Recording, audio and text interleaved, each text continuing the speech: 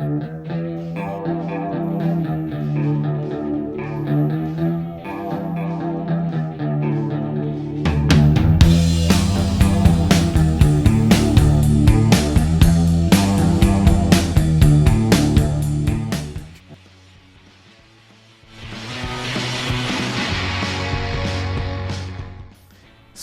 welcome to MotoVlog, and shout out to all my friends and family, and to all my friends na nag-like ng Facebook page natin, and sa mga kaibigan natin iba pa na nag-like ng page.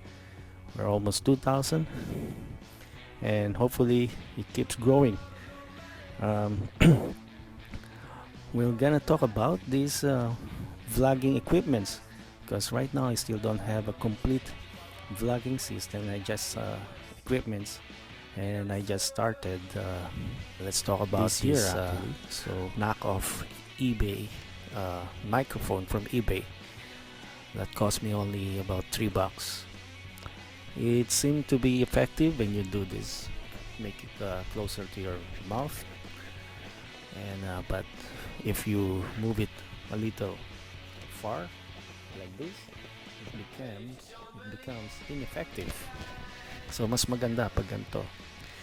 Kaya ito, ano bang mga uso ngayon, para anong usong microphone ngayon?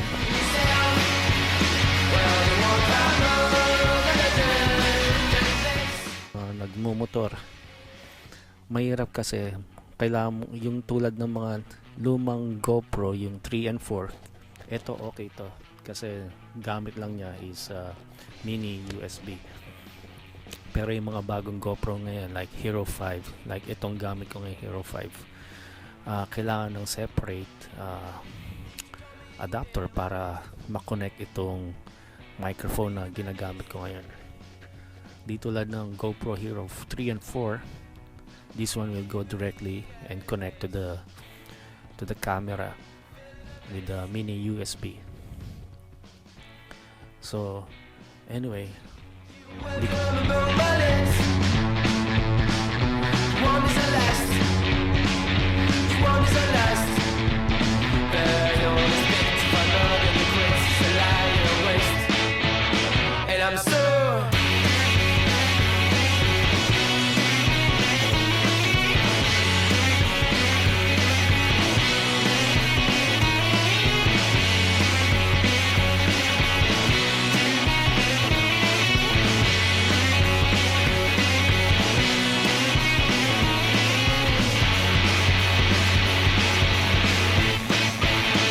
if you don't believe in life in yourself, well, you won't find another place. But if you don't believe